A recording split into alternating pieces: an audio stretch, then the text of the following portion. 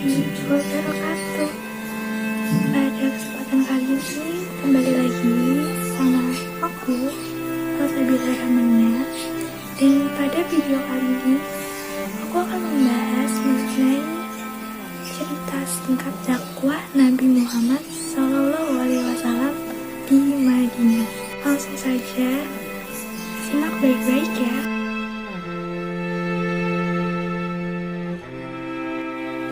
Islam mulai disebarkan pada tahun 612 Masehi.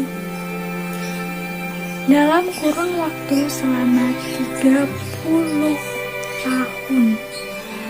Dalam dakwah Islam ini telah menyebar ke seantero semenanjung Arab, Irak, Persia, dan Mesir, bahkan Suriah. Sebelum kehadiran Islam, kota Madinah hanya terdiri dari dua bangsa, yakni Arab dan Yahudi. Yahudi sendiri masih terbagi atas 3 suku, di antaranya ialah Bani Quraizah, Bani Qainuqa, dan Bani Nadir. Sedangkan bangsa Arab terdiri dari 2 pribumi dan pendatang. Suku Arab pendatang berasal dari negeri Yaman. Selanjutnya, suku pendatang ini disebut dengan suku Khazraj dan suku Aus. Suku Arab inilah yang kelak akan menjadi kaum Ansor yang menolong Rasulullah ketika berhijrah ke Madinah. Di tahun 620 Masehi, sebanyak 10 orang dari suku Khazraj dan Aus mendatangi Nabi Muhammad SAW di Aqobah. Di hadapan Nabi Muhammad SAW, orang-orang dari suku Khazraj tersebut menyatakan diri mereka beriman kepada Allah dan Rasul-Nya. Ketika musim haji, sebanyak 75 orang yang berasal dari Madinah mengusul agar Nabi Muhammad SAW berhijrah ke kota Madinah. Ketika itulah Bai'atul Aqobah yang kedua terjadi. Selanjutnya, kaum muslimin berhijrah menuju kota Madinah. Hijrah yang dilakukan tidak serta-merta di keseluruhan kaum muslimin. Hijrah dilakukan secara berangsur-angsur dalam beberapa kelompok rombongan. Sementara Nabi Muhammad SAW berhijrah dengan ditemani oleh Abu Bakar As-Siddiq. Dalam perjalanan menuju Madinah, Nabi Muhammad SAW dan Abu Bakar singgah di sebuah tempat yang bernama Quba. Di tempat tersebut Nabi Muhammad dan Abu Bakar mereka tinggal agak lama dan mendirikan sebuah masjid yang dinamai dengan Masjid Quba. Barulah setelah itu Nabi melanjutkan perjalanan kembali menuju Madinah pada hari Jumat 24 September 622 Masehi. Setibanya di Madinah, Nabi Muhammad disambut dengan gembira oleh kaum Muhajirin yang telah terlebih dahulu tiba dan juga kaum Ansor. Hijrah Nabi Muhammad SAW beserta umatnya dari Mekah menuju Madinah merupakan fase baru dalam dakwah Nabi. Tak jarang Nabi SAW dan pengikutnya mendapatkan perlakuan buruk dari kaum kafir Quraisy ketika di Mekah.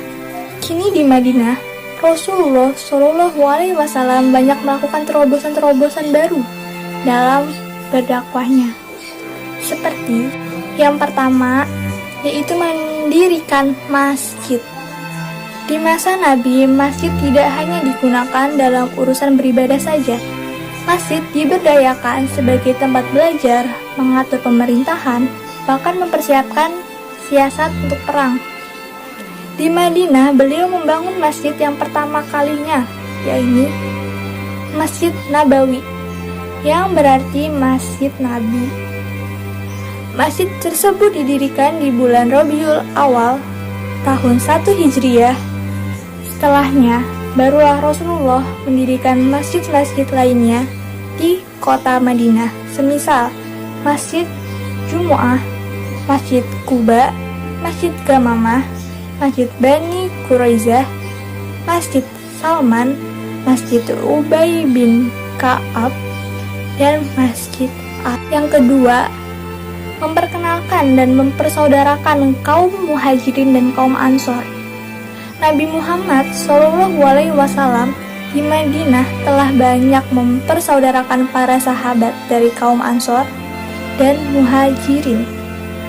Beberapa sahabat yang dipersaudarakan oleh Rasulullah SAW di antaranya ialah Sa'ad bin Mu'az dengan Ibnu Mas'ud, Abdurrahman bin Auf dengan Sa'ad bin Rabi, dan lain-lainnya.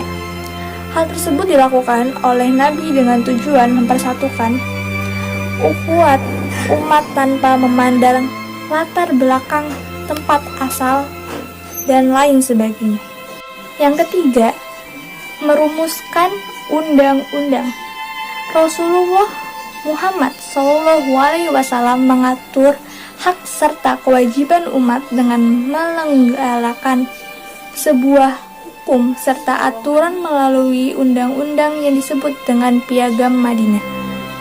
Dalam piagam tersebut juga terdapat mengenai hak dan kewajiban bagi masyarakat Madinah yang beragama di luar Islam. Secara umum, Piagam Madinah berperan sebagai sarana pemersatu umat secara khusus bagi suku Khazraj dan suku Aus. Lalu secara langsung piagam tersebut menyiratkan sebuah pengakuan legalitas Nabi Muhammad SAW sebagai pemimpin umat dan hakim negara. Lalu sebagai media penjamin kebebasan rakyat. Sebagai media yang menjamin kebebasan beragam serta toleransi. Dan sebagai sarana filterisasi kebudayaan bangsa Arab. Cukup sekian yang saya sampaikan mengenai dakwah Nabi Muhammad SAW di Madinah. Tidak banyak yang bisa saya sampaikan, tapi saya berharap apa yang saya sampaikan ini bermanfaat bagi kalian semua yang telah menontonnya. Sekian dari saya, kurang lebihnya mohon maaf. Wassalamualaikum warahmatullahi wabarakatuh.